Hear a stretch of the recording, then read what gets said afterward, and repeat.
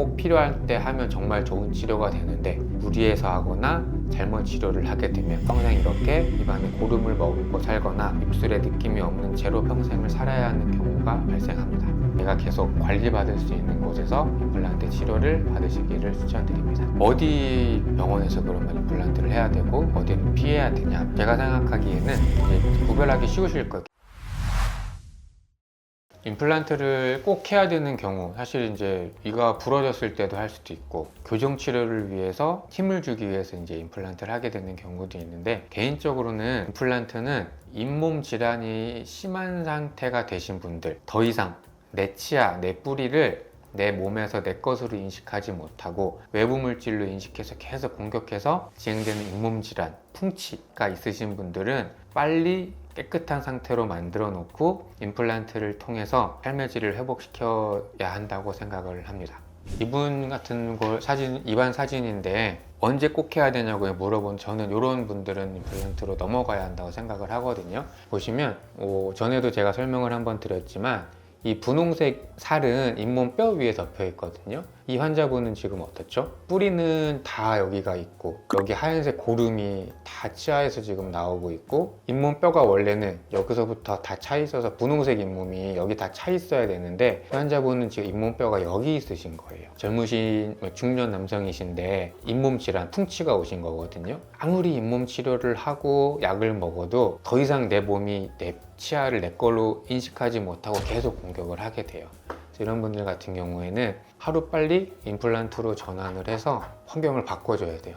환경을 바꿔주고 치료를 잘해서 식사할 수 있게 저희가 도와드려야 됩니다. 앞에서 여기 고름 나왔던 데는 임플란트라고 괜찮은데 여기 어떻죠? 계속 고름이 나오고 있거든요. 그래서 이 송곳니 같은 경우는 전에도 설명을 드렸지만 앞니와 어금니를 이어주는 이 사이에 있기 때문에 최대한 보존을 해야 돼서 제가 임플란트를 최대한 미루고는 있어요. 하지만 지금 사진 보시는 것처럼 잇몸 질환이 심하게 진행되신 분들 같은 경우에는 먹고 살려면 임플란트를 하시는 게 고생을 덜 하는 방법이라고 생각합니다.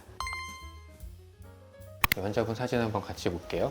아까 잇몸 질환이 심하게 진행된 환자분의 잇몸하고 비슷한데 붓고 피가 나거든요. 다 임플란트를 잘못하게 돼서 잇몸뼈가 사라지고 잇몸뼈가 녹으면서 고름이 나고 있는 환자분입니다.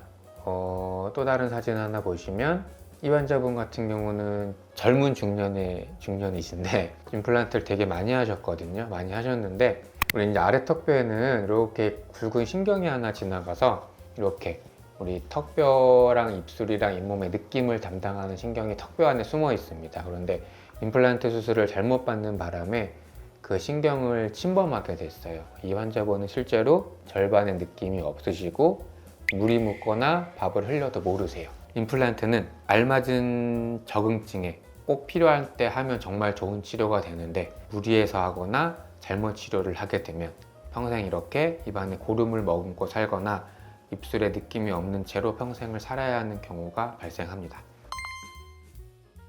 이제 임플란트 치료가 너무 이제 대중화가 되어 있다 보니까 실제로 임플란트 치료를 받으시고 피해를 입으신 분들의 사례가 이제 많이들 언급이 되고 뉴스에도 나오고 있는데, 어디 병원에서 그러면 임플란트를 해야 되고 어디는 피해야 되냐? 제가 생각하기에는 이제 구별하기 쉬우실 거예요. 인터넷을 하다가 유명 연예인이 이렇게 임플란트 모형을 가지고 광고를 하고 있는 치과가 종종 있는데, 물론 이제 그 병원의 홍보를 위해서 그 원장님이 그 비싼 홍보비를 주고 연예인분을 고용을 해서 이렇게 광고를 하고 있을 수는 있는데 비싸잖아요, 광고비가. 과연 꼭 필요한 진료만 해서 그 광고비를 우리가 지불할 수 있을까를 곰곰이 한번 생각을 해봐야 됩니다. 또 그런 치과들의 광고의 또 특징이 뭐냐면 임플란트 한 개당 35만 원이면 충분해요, 이렇게 광고를 하거든요. 의료법상 비용을 공개해서 광고하는 건 불법이에요.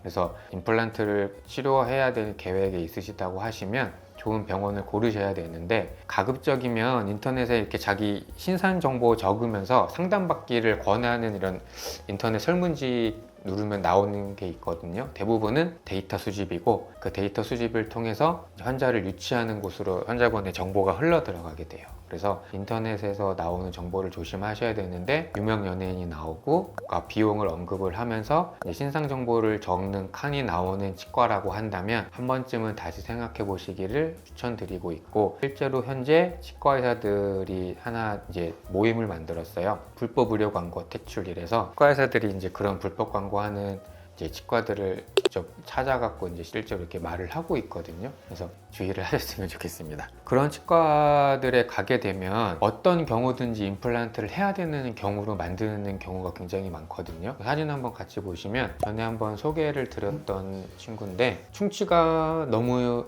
심해서 뿌리 끝에 염증이 생겼어요. 아까 제가 말씀드렸던 게 잇몸 질환, 잇몸 세균에 의해서 이가 흔들리는 데는 임플란트를 해주는 게 맞아요. 그런데 충치 세균에 의해서 뿌리 끝에 염증이 생긴 거는 충치 치료 혹은 신경 치료를 통해서 그 충치 세균을 잡아주면 뼈가 다시 차오르거든요. 그런데 그렇게 과잉 진료나 아니면은 이제 박리담회를 하는 치과에서는 상담을 해주시는 분, 상담 실장이라고 하죠. 혹은 대표 원장님이 나오셔서 딱 보고 뿌리 끝에 염증이 심하니 임플란트를 하셔야 합니다라고 말할 가능성이 굉장히 높습니다. 주의를 하셔야 돼요. 임플란트를 하시려고 하면 여러 군데 돌아다니면서 진단도 다시 받아보시고 그에 알맞은 비용도 정말 맞게 가고 있는지 고민을 많이 해보셔야 할 것 같습니다. 그래서 임플란트는 평생 쓰셔야 되는데 사실 임플란트를 처음 심었을 때랑 똑같은 환경으로 똑같은 조건으로 평생 쓴다고 말하는 치과 의사가 있다는 건 거짓말이에요. 왜냐면 아까 말씀드렸지만 임플란트는 인공치근이고 인공치근은 내 뿌리를 흉내내서 만든 생체 친화적인 이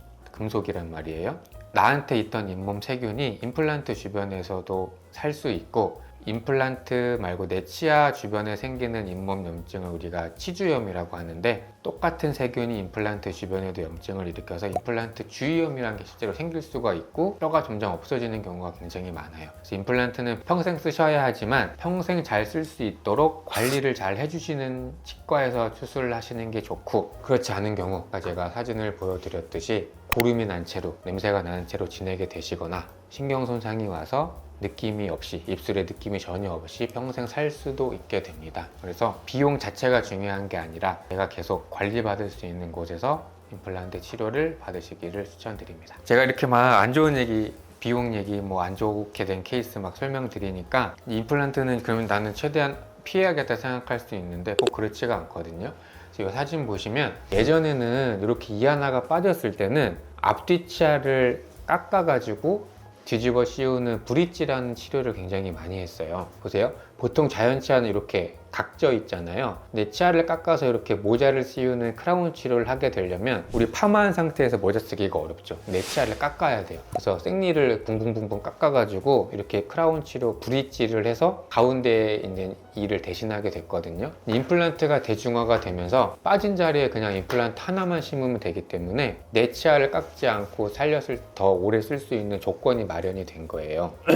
그래서 치아 사이사이, 특히 어금니 자리에 이가 하나 빠졌을 때는 기존의 브릿지라는 치료 방식보다는 임플란트가 훨씬 더 지금 보면 더 경제적이고 또 내 치아를 깎지 않고 오랫동안 쓸 수 있는 좋은 방법입니다.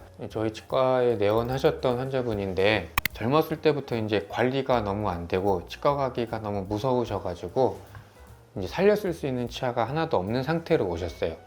이 분이 임플란트 치료 방법이 개발되지 않고 또 이제 치료 방식 같은 것도 정립되지 않은 시대에 만약에 치과의 치료를 받으셨다고 하면 이렇게 틀니를 쓰셔야 하거든요. 근데 이제 틀니 보시면 알겠지만 간단하게 말 엄청나게 큰 플라스틱 덩어리가 내 입안에 들어가서 음식을 씹게 해주는데 아무리 잘 만든 틀니도 이렇게 딱딱한 모형 안에서도 이렇게 건들건들 하거든요. 입안에 들어가면 더 심해요. 그래서 틀니를 쓰면 정말 많이 힘든데, 그래서 제가 치과대학 졸업할 때쯤 틀니를 가르쳐 주시는 교수님이 수업 마지막에 여러분은 졸업하셔서 제발 틀니 만들지 마세요 라고 말씀을 하셨거든요. 가르쳤던 교수님조차.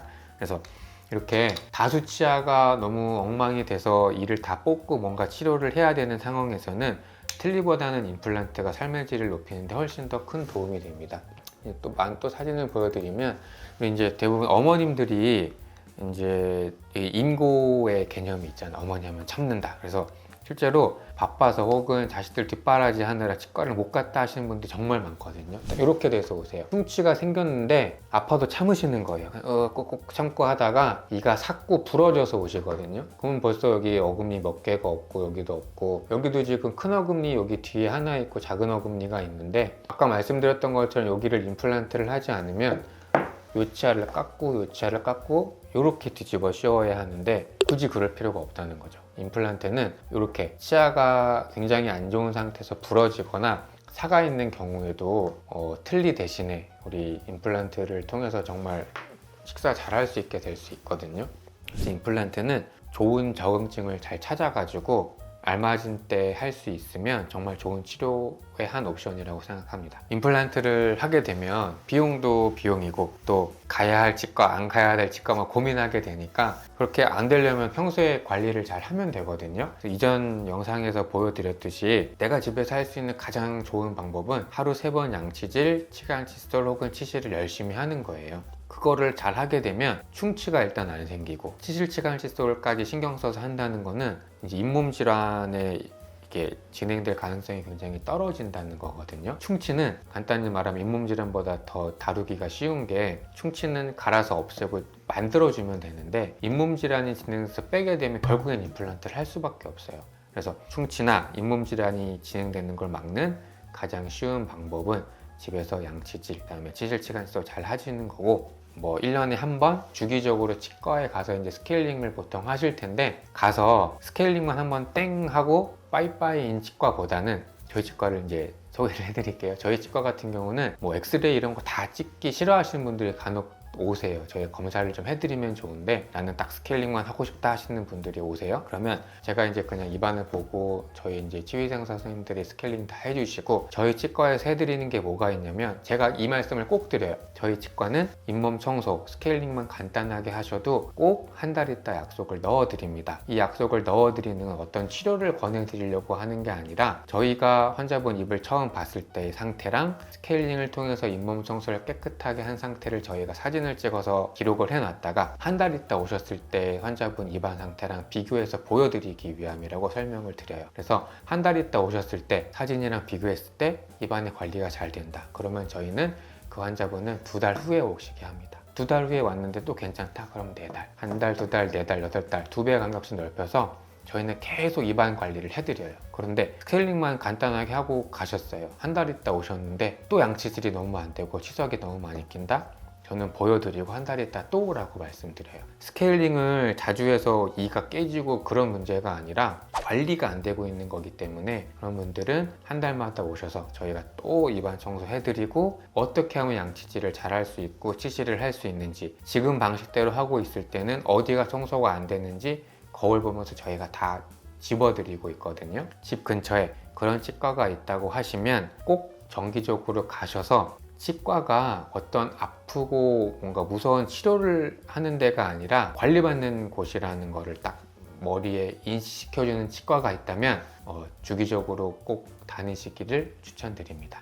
임플란트를 안 할 수 있는 방법 되게 간단해요. 양치질, 치실, 치간 칫솔 하루 3번 꼬박 잘 하고, 내 입안을 악어새처럼 잘 관리해 줄 수 있는 치과를 찾아서 주기적으로 다니시면 됩니다. 임플란트에 대해서 이렇게 여러 개 설명을 드렸는데, 관리만 잘 되고 이를 빼지 않을 수 있으면은 내 치아만큼 사실 좋은 게 없다고 생각을 합니다. 이 사진이 제 아버지 사진이거든요. 제가 여기 임플란트를 예전에 하나 해드렸는데, 아버지가 이제 씹는 힘도 되게 세시고 딱딱한 거 좋아하셔갖고 이렇게 신경치료 했던 이가 이렇게 부러지면서 이제 임플란트를 하셨어요. 근데 이제 임플란트 제가 해드려갖고 식사는 잘 하시고 지내시는데, 가끔 이제 놀러 가서 하시는 말씀이, 야, 예전만 못해, 이런 말씀 많이 하시거든요. 아무리 좋은 제품의 임플란트가, 또 좋은 품질의 보철물 그런 게 입안에 들어간다 하더라도 내 몸에서 원래 있던 거를 100% 재현하기는 어려운 것 같아요. 그래서 임플란트가 꼭 필요할 때, 그럼 뭐 치아가 부러졌거나 아까 소개해드렸던 것처럼 잇몸 질환이 심하게 진행된 경우에는 임플란트를 하게 되면 삶의 질이 확 올라가는 좋은 치료이긴 하지만, 관리가 잘 돼서 내 치아를 지킬 수 있으면 임플란트는 피하시기를 권해드립니다.